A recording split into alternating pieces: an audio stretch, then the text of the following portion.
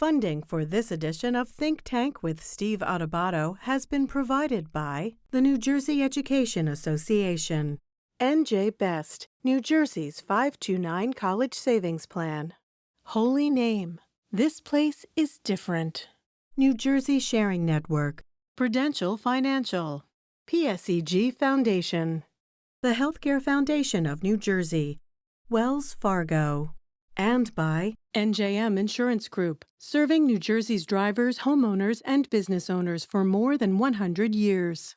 Promotional support provided by the New Jersey Business and Industry Association and by New Jersey Monthly, the magazine of the Garden State, available at newsstands.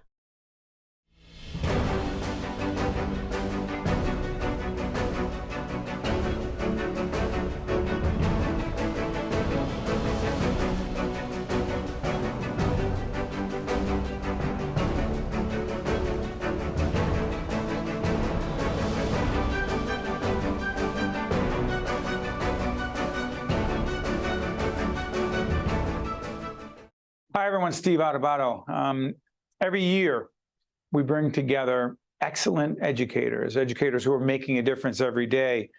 Excellence in education. Here are those educators. Ariel Babcock is a social studies and media teacher. Hudson County Teacher of the Year. Congratulations, Ariel. Thank you. Your colleague, Ian Evans, 7th grade literacy teacher and the Somerset Teacher of the Year. Congratulations, Ian. Thank you so much.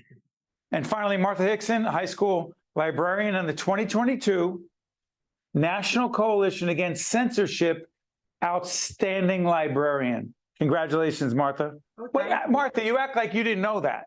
No, I knew it. I just haven't heard it in a while.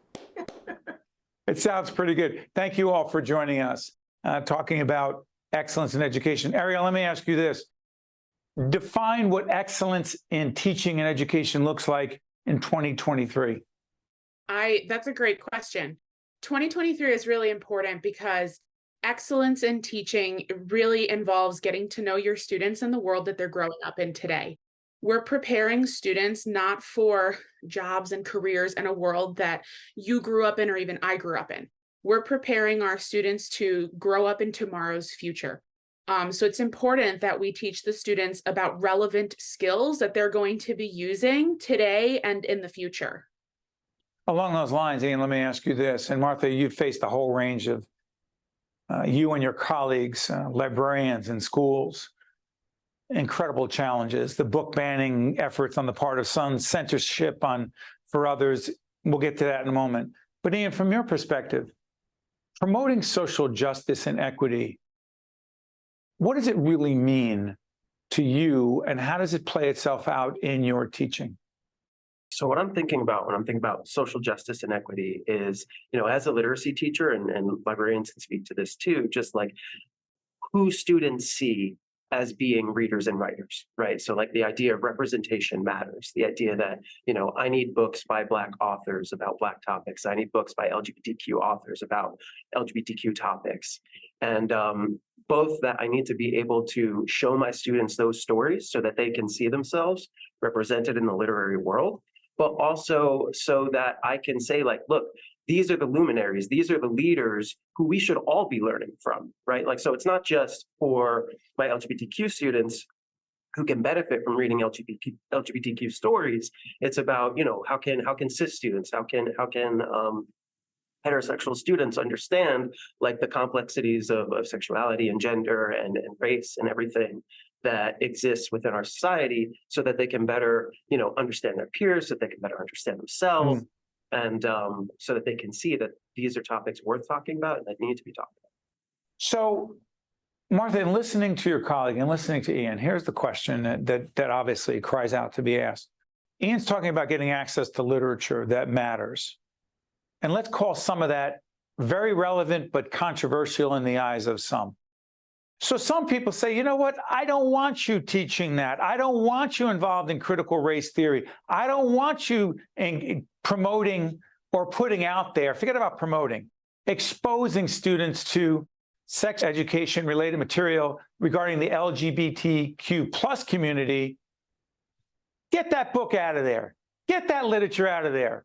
You say what to that, Martha? Well, I say, as a librarian, a library is a center for voluntary inquiry. That means the users of a library get to choose what they want to read. And as Ian was saying, he was sort of singing from the librarian's hymnal. A librarian seeks to build a diverse collection that represents their community. So I can understand if an individual reader or even the parent of an individual reader doesn't want to read a particular book, and that's their prerogative. They don't have to read it. And if a parent doesn't want their child to read a particular book, they can have a conversation with the librarian, and we can actually use our library technology to make a note in the student's record to say that the parent requests the student not read this book.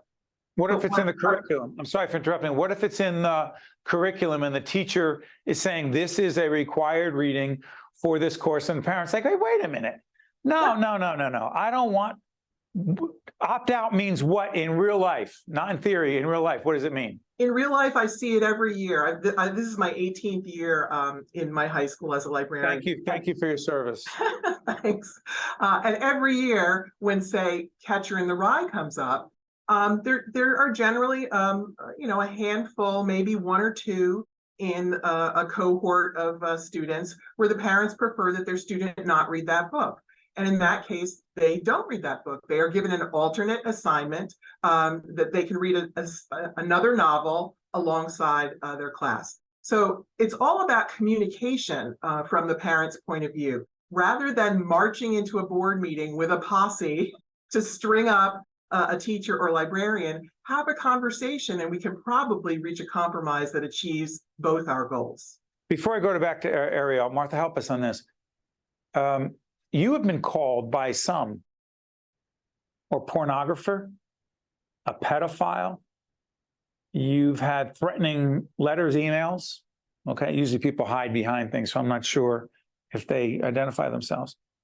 And you are worried on some level about personal safety. Is that fair? That's fair. Ariel, is that what educators and librarians signed up for? Oh, it's definitely not. What we signed up for was helping kids learn the skills to think and come up with their own thoughts. I think there's a big misconception that teachers and librarians are teaching our young people what to think, when really is the goal is we're helping them learn how to think, how to come up with their own opinions. And that's why it's so important to expose them to texts of different topics, of different themes, because that's how you develop your own opinions. That's why you're not parroting what adults are saying. You're coming up with your own thoughts and your own beliefs. Part of what we do in our broadcast, tied to our colleagues in public broadcasting, is to try to get through the clutter, the noise, the disinformation, and have a real conversation about facts. How dare we? So that being said, for those who argue, hold on, Mr. Evans, you are promoting an LGBTQ plus agenda.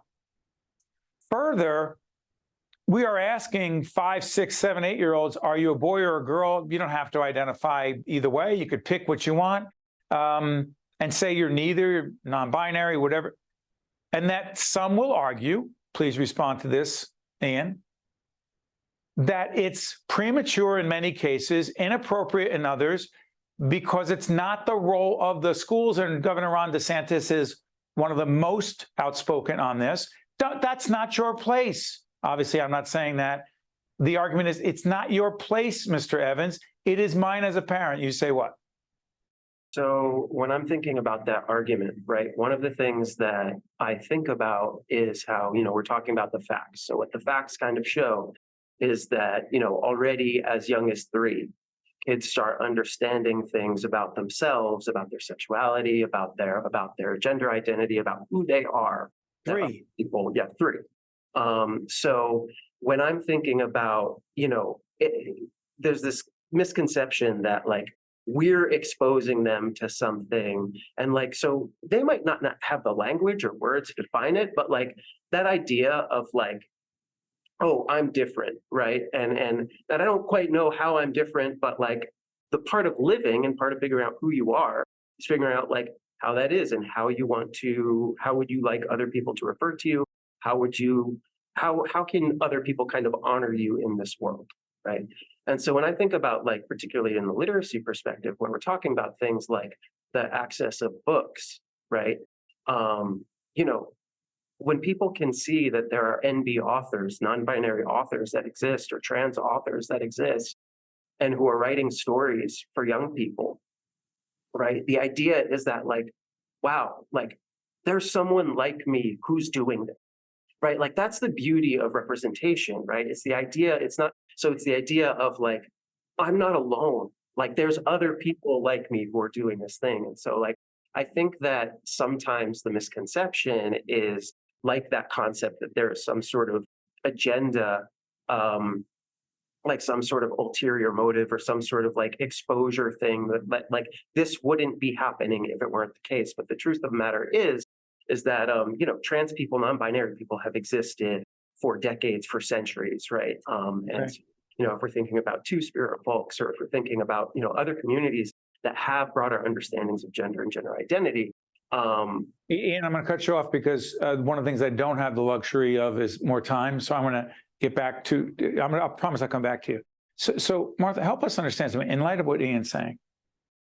Disinformation, misinformation, confusion, and also the role of the media in all this.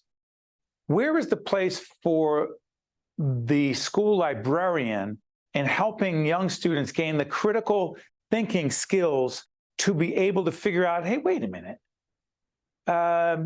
January 6th, a demonstration and a protest, peaceful? I heard that somewhere, but I'm looking at something that doesn't comport with that. Point being, how the heck do we teach younger people through our schools, through librarian community, books, et cetera, and our curriculum teachers? Well, Steve, people are going to think that I paid you to ask that question because it's the perfect question for a librarian. Well, I don't know the answer. I don't know how you break through it. Well, I am proud to say that New Jersey just became the first state in the union to require K-12 information literacy instruction. So starting with kindergarten, going all the way through graduation, that will be part of the curriculum. And librarians are at the heart of it. I'll tell you what I do.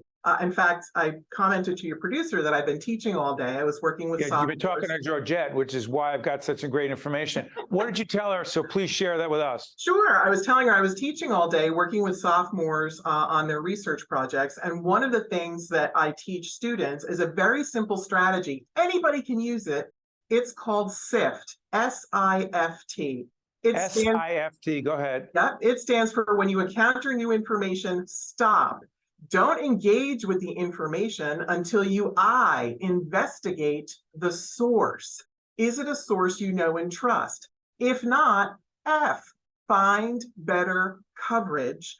And always T, trace the claims back to the original context because context matters. It's that kind of thing, those simple strategies that we can give kids to go out into the world and be more intelligent consumers of information. So I'm thinking about this, Ariel, as a teacher of social studies and media. When you're listening to your colleague, when you listen to Martha around this issue, you think what? I am doing very similar things in both my social studies and my media literacy classes. So I teach social studies classes to high school students and media literacy to 7th and 8th grade. And one of the core skills that I want my students to take away is always, always, always check your source. Never take something at face value. Look to see whether it's a primary source text in my social studies classes or a current events article in my media literacy classes. Time out. I need to do this. Someone says, I read it online. Where'd you read it? Facebook, Instagram, Snap. What was it? Who was this? I don't know. I read it. It's the media, the news. What do you say to that? So the media and the news isn't always factually correct. Fake news and misinformation is unfortunately not a new thing, but it's never been so prevalent in the world as it is now. And it's never been so hard to spot as it is now.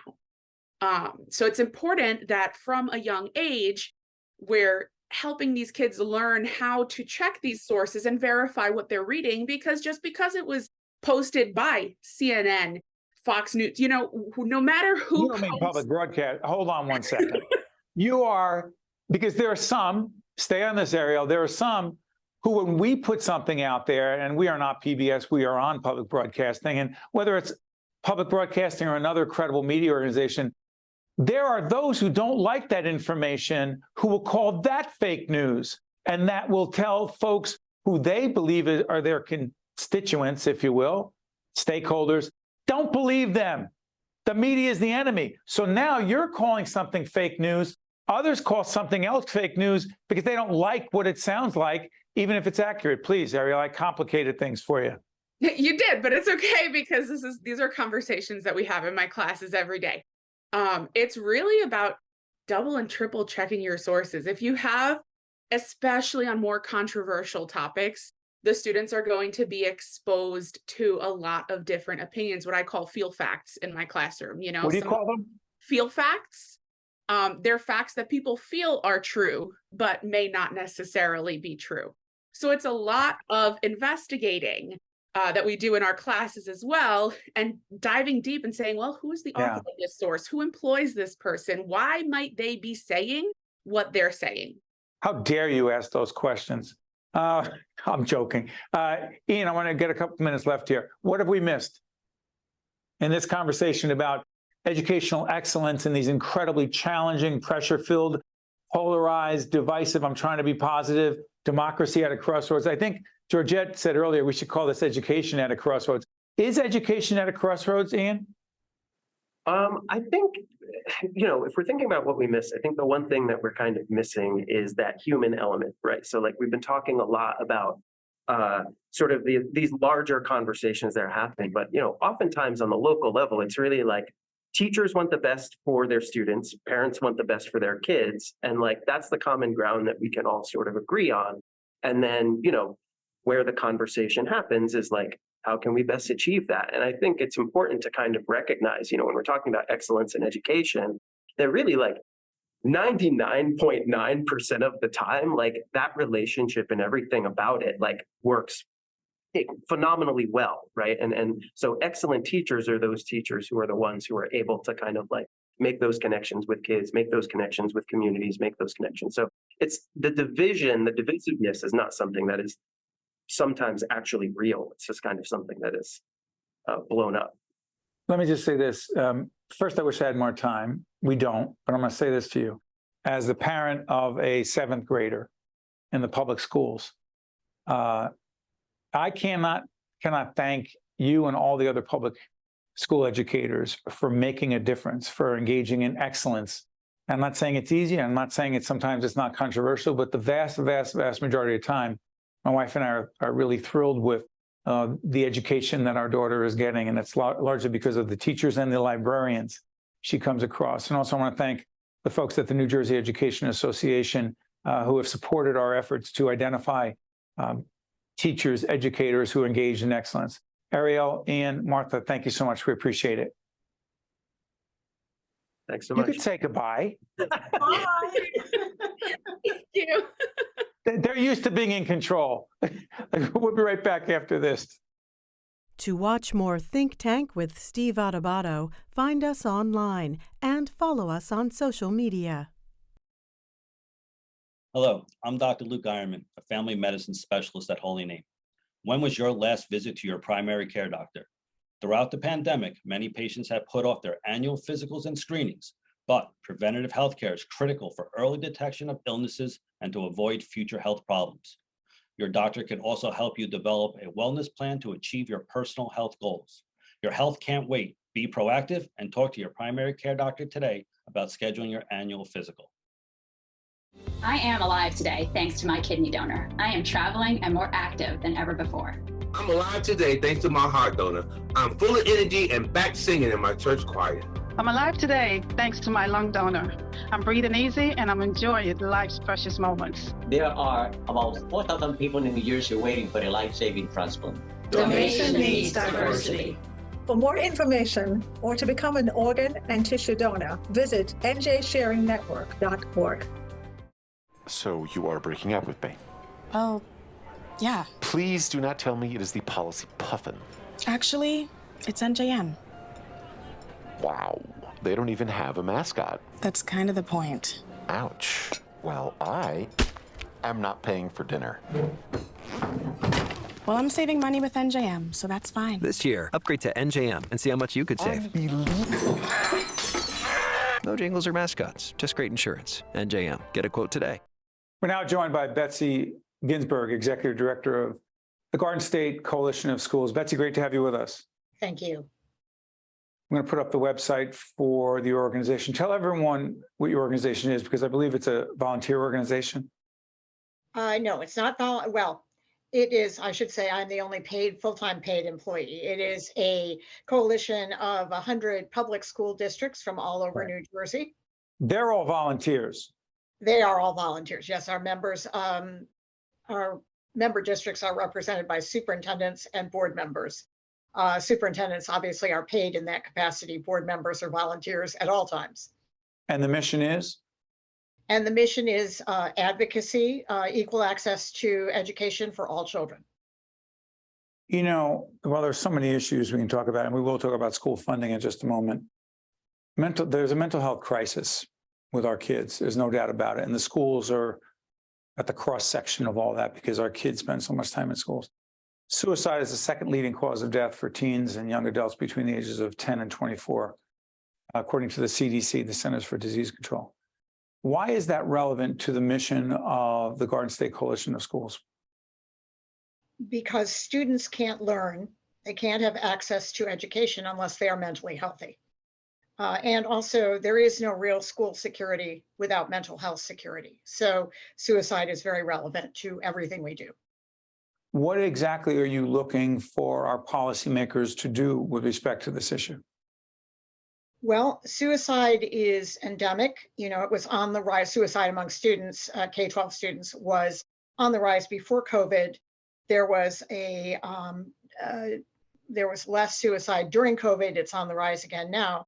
What we're looking for policymakers to do is provide school districts with the resources to employ more mental health professionals and mental health programs.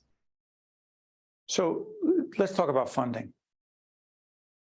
So the governor, the Department of Education, they have a funding formula.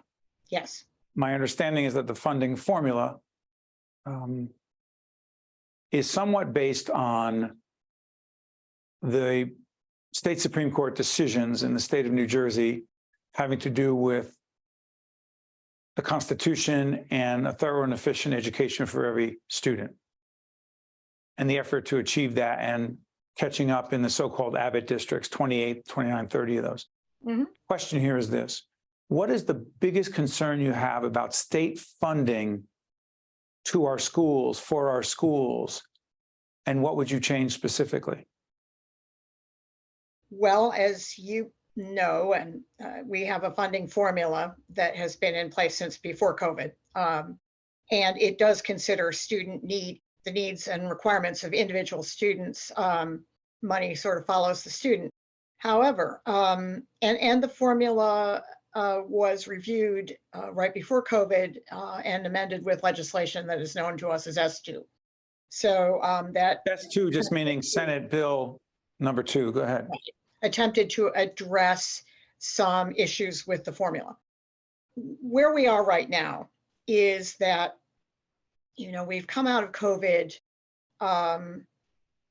Many districts in this cycle for FY24, right, when they received their state aid notices, received considerably less than they were anticipating. Less. Why'd they anticipate more?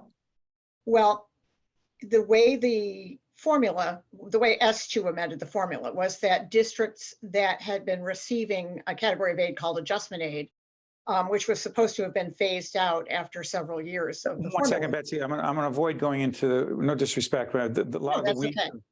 But here's the deal. As I understand it, disproportionately suburban districts, school districts, are concerned and are angry on some level about the state funding formula to our schools because they think they're getting the shaft. They do.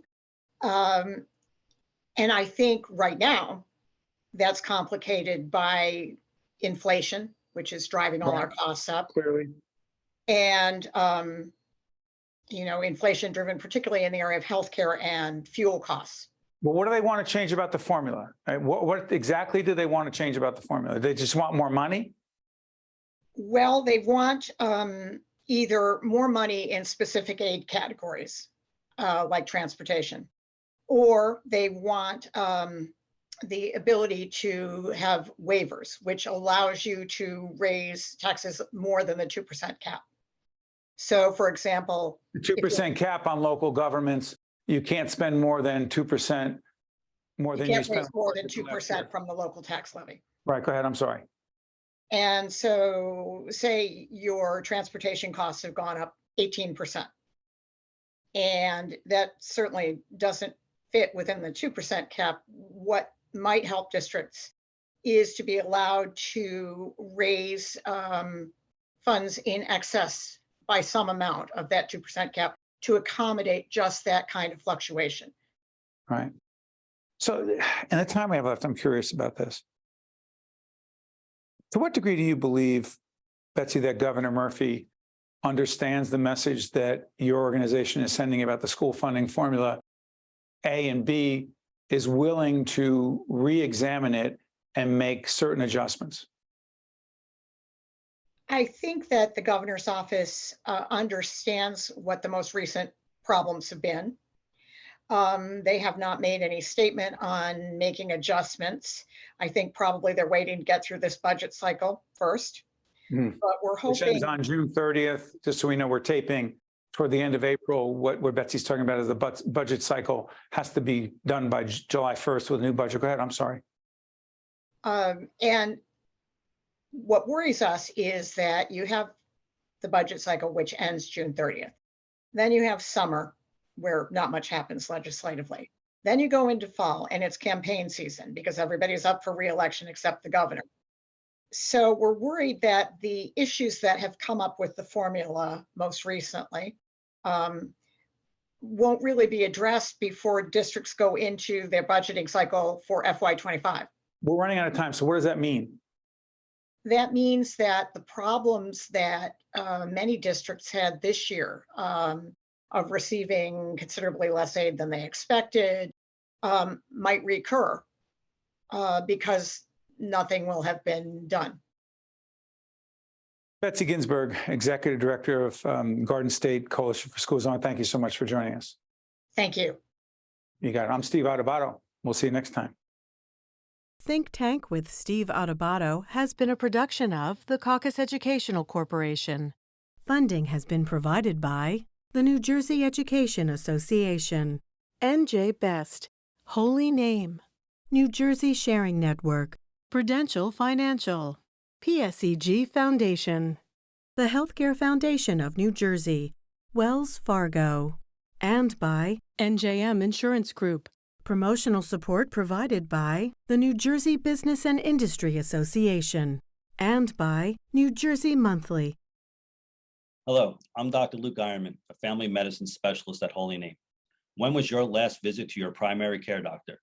Throughout the pandemic, many patients have put off their annual physicals and screenings, but preventative health care is critical for early detection of illnesses and to avoid future health problems. Your doctor can also help you develop a wellness plan to achieve your personal health goals.